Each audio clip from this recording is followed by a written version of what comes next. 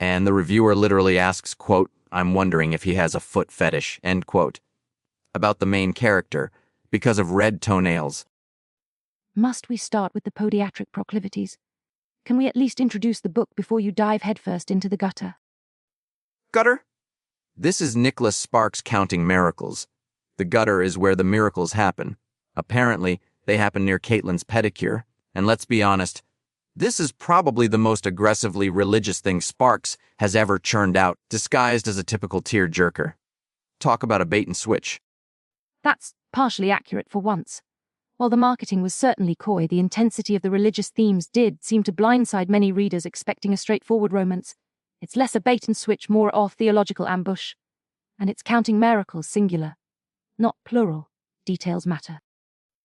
Details? Shimatails, what matters is Tanner Hughes, our supposed hero. Delta Force Ranger, right? Sounds tough, but one reviewer said, and I quote, "This man was no Chuck Norris." No Chuck Norris? What's the point of being Delta Force if you're not roundhouse kicking poachers through trees? Perhaps because it's a contemporary romance novel, not an 80s action film. Tanner is presented as a man grappling with his past, searching for a father he never knew, raised by grandparents, classic Sparksian emotional baggage. The military background adds a layer of discipline contrasted with his inability to settle down. Baggage? Or just an excuse to ghost women? He literally tells Kaitlyn he's leaving soon. Red flag, Kaitlyn, red flag. And speaking of red, back to the feet. This guy has a life-changing epiphany over toenails. My neighbor Barry gets weird about garden gnomes. But even he doesn't have profound moments over nail polish. Is Tanner okay? Does he need therapy? Or just a different hobby? The narrative attempts to frame it as Tanner noticing details, seeing Kaitlyn fully, but the execution is questionable. What's perhaps more questionable is Kaitlyn herself. A doctor, a mother supposedly attractive, and according to reviewers, zero friends. Zero, not one. Who is this woman? Is she a pod person? A secret agent? Does she just hate everyone? And the book apparently mentions she sleeps naked. Why? Is that supposed to make her relatable, vulnerable, or just fodder for Tanner's observations? She meets this Rolling Stone Ranger who admits he's skipping town, and she falls instantly. Girl, get a grip and maybe a book club, or one friend. Her isolation could be interpreted as a symptom of her recent divorce, the pressures of single motherhood and her demanding career. Or she's just a weirdo.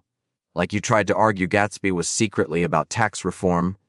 Some things are just what they look like, and this looks like Dr. Desperate meets Captain Commitment Phobe with a side of foot weirdness. And then there's Jasper, the tragic hermit scarred from a fire that killed his entire family, living alone, protecting a symbolic white deer from poachers. Some found his storyline deeply moving, others found it tedious. Tedious? Protecting a deer.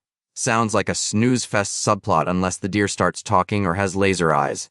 And boomer tendencies. What does that even mean? Did he complain about avocado toast while whittling? I believe the reviewer was referring to a perceived resistance to change or modern sensibilities, but it's hardly a rigorous critique. Jasper represents deep trauma and the possibility of finding purpose after unimaginable loss. Or he's just an old guy obsessed with Bambi. So, is this book actually good? Because the reviews are all over the place. We got people saying, "What Hallmark story monstrosity was this?" And others saying, "This book just did heart surgery on me. I am completely wrecked." That dichotomy is peak Sparks. It either resonates deeply with a reader's emotional landscape or falls completely flat, often perceived as manipulative or overly sentimental. The predictability is a major sticking point for detractors, and the unadvertised religious element clearly alienated a significant portion of the audience expecting secular schmaltz. Schmaltz. Exactly. We got a listener email, okay? Fine, I wrote it. But let's pretend, Dear Heart Book Radio, my Aunt Carol sobbed like a child reading Counting Miracles. She also thinks Elvis works at her local gas station. Should I be worried? What do you say to that? I'd say Aunt Carol might need a reality check, and that conflating genuine emotion with questionable perceptions isn't helpful. The real argument here isn't just if people cried, but why. Was it earned emotion, or was it Sparks pushing the same buttons he always pushes: dead relatives, insta-love, tragic obstacles now with added scripture? It's the scripture surprise. Like finding raisins in a cookie you thought was chocolate chip. Some people like raisins, others feel betrayed. And what about the writing itself? Someone called it a Big pile of cloyingly sweet vacuum. A vacuum. The prose is often described as simple, accessible, or less charitably as simplistic and repetitive. Did the profound symbolism of Jasper's whittling escape you? The shaping of something new from raw material, mirroring his own healing. Oh my God, the whittling. It's a guy carving wood because he's bored and lives alone. It's not that deep. You know what? Maybe Tanner's foot thing is deep. Maybe the red toenails represent the blood of Christ, and he's seeing salvation. Please stop. Just stop. That is categorically not what Sparks intended. You don't know. Okay, hypothetical. If Kaitlyn Cooper were a sandwich, what kind would she be? I refuse to engage with this line of questioning. It's demeaning and utterly irrelevant. Fine. She's a sad tuna melt on white bread with no friends. I mean, sides, no sides. Okay, wrap it up. Give it the verdict. It's formulaic, emotionally manipulative, and the stealth insertion of heavy religious themes feels disingenuous from a marketing perspective.